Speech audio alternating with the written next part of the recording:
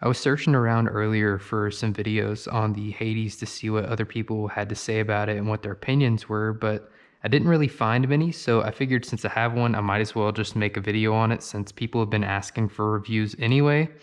So yeah, I first flipped one of these last year at Blade Show, and I was really impressed by it.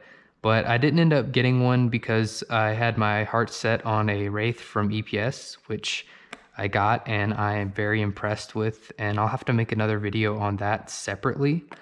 But I did get this one as a gift from a girlfriend for Christmas, which was really nice of her, and I'm really thankful to have one of these. I've been enjoying it a lot. But yeah, let's get into it. So this is the box it comes in. This is the art on it. It's pretty cool. Open it up, and this is what you get. So you do get a card that has the specs on it. It's metal. I'm not really sure what kind of metal, but doesn't really matter. It's pretty cool. It states that it's an S35 VN blade, which is good. The handle material is 6AL4V titanium. The screws, spacers, handle pins are as well. The Zen pins are a 440C stainless, but it is heat treated, so that's pretty cool.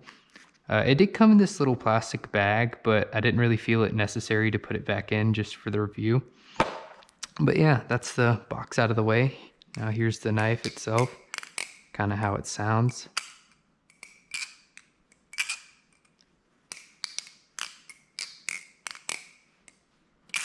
It definitely sounds pretty good. It is a little bit quieter, which I kind of like. I don't always want a super loud knife, but yeah, let me look at my cheat sheet here about what all I have to say about it.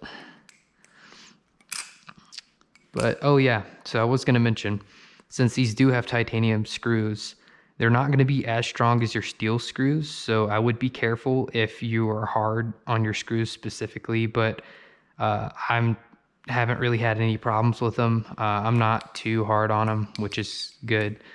But yeah, I will say that mine did bind out of the box, but I talked to TOA about it, and they sent me some bushings and some more screws, which is really nice of them. So customer service definitely was there, and that was really good.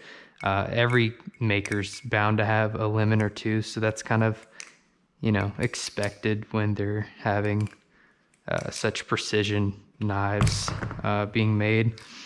But it's definitely a high quality knife though. I think they retail for $488.86. Let me check if that's right. Yep. And that's before shipping and taxes on Shop Sew It. Overall, I really recommend it. I've really been enjoying it lately. I still need to get mine sharpened though. They do come unsharpened, which is, you know, cool for some people who want trainers, but yeah, they do have this little area right here that isn't sharpenable. I guess maybe you could, but I don't know how it would affect the weight, so I don't really want to touch it there, but you could do like a bite handle chaplain if you had it sharpened. So I kind of view it more as a handicap for people who want a live blade but don't want the full consequences of messing up on one. I noticed a lot of newer Bally's have that feature, which personally I'm not the hugest fan of with knives, but I can see it being very useful, and I can see it being something that a lot of people like. So yeah, it's a pretty cool feature still. But yeah, the spacers are adjustable. You can take out 4 of these pins, I heard, kind of adjust the weight, but I haven't really felt the need to because I like the weight where it's at. It's pretty neutral in my opinion.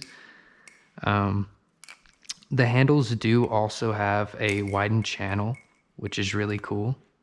I like when makers do that because it's easier to tune. I don't really think it would have any issues even if it didn't have that widened channel because it's tuned really well. So, you know, it's not necessary 100%, but it's nice for added reassurance, especially after your Bally gets worn in a little bit more and you know, you flip it a bunch. But other than that, something I do really like about it, I really do like the blade. It's a really cool shape, and it stands out from a lot of other Bally's that I've seen. So it's definitely got that going for it. The handles also look pretty cool. I like the design on those as well. They did a really good job designing this, I think.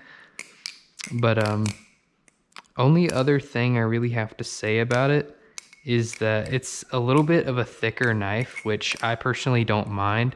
It's not too insanely thick. It's thick as a Thai basilisk. So if you've ever flipped one of those, that's how thick it is. I really like the Thai basilisk, so that's why I don't mind it. But putting them up together, it's pretty similar in terms of thickness. I don't know if it catches on camera well or not, but yeah, overall, it's a really cool knife, and I recommend it.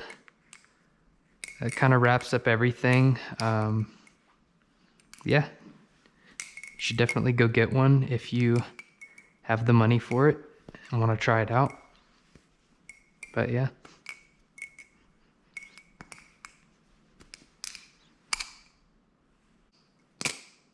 Here's some more flipping footage.